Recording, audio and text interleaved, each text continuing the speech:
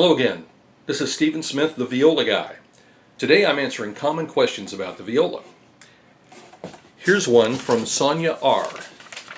Sonia writes, "Dear Viola Guy, what size viola should I play?" Well, basically, Sonia, for the best sound, you'll want to play the largest viola you can handle comfortably. Here's a way to see if the viola is the right size for you. Hold the instrument up to your neck, then reach around with your left hand and curl your fingers around the scroll, like so.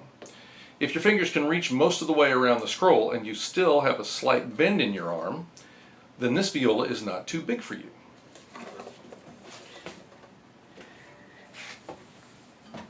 If, however, you can't reach the scroll at all,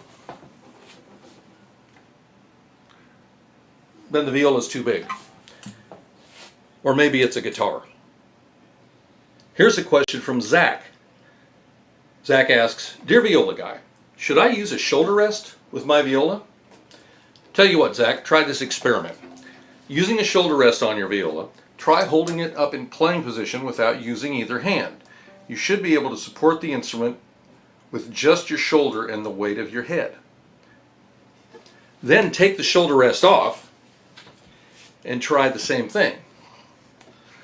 But be sure you have someone there to catch the viola when you drop it. Here's a question from Dave C. Dave says, "Dear Viola Guy, what's with that weird clef the viola uses?" Well, Dave, most instruments use one of these clefs for their notated music, either treble or bass, and some, like the piano, use both. Did I say most instruments use these clefs? I should have said all instruments. All instruments, that is, except the viola. This is the alto clef, which is used only by the viola. And it's a complete mystery to all the non-viola players in the world. So if you're a viola player, you are automatically a member of an exclusive club made up of the only people who can read this clef. Kind of exciting, huh? Here's a question from Anton K. Anton writes, "Dear Viola Guy, my dad found on the internet a brand new viola for only $50. Should I buy it?" Well, Anton, the answer to that question is kind of complicated, but I think I can boil it down to just one word. No. If the price of an instrument is especially low, it's a safe bet that it's been put together with cheap materials, it was made with poor quality workmanship, and was set up badly. But it will sound every bit as good as it was made. Besides sounding bad, cheap instruments will go out of tune, warp, have cracks open up, and more. Plus, repair people will often decline to work on cheap instruments as the repairs won't last. The market price for a brand new, good quality student viola is around $650 to $700. Can you imagine what an instrument that's 1/14th that price must be like? Ew. This question is from Bennett, who writes, "Dear Viola Guy, can I use a violin bow with my viola?" Great question, Bennett. You could use a violin bow on your viola, but notice that the viola bow is thicker and heavier than the violin bow because the strings on a viola take a little more weight to make a full sound.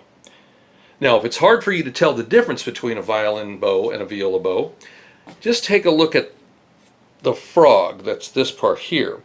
You'll notice that on a violin bow, the frog has a square corner, whereas on the viola bow, it has a round corner. You might say that the viola bow is more well-rounded. And finally today, here's a question from Lillian P. Lillian writes, "Dear Viola Guy, which is easier to play, violin or the viola?" Well, Lillian, let's put it this way. Viola technique is essentially identical to that of the violin, except that the viola is larger and takes more effort. You might think of it as climbing halfway up a mountain versus making it all the way to the top. It takes more work to get to the peak, but the view is a whole lot better. Well, that's all for today. This is the Viola Guy saying thanks for watching. See you next time.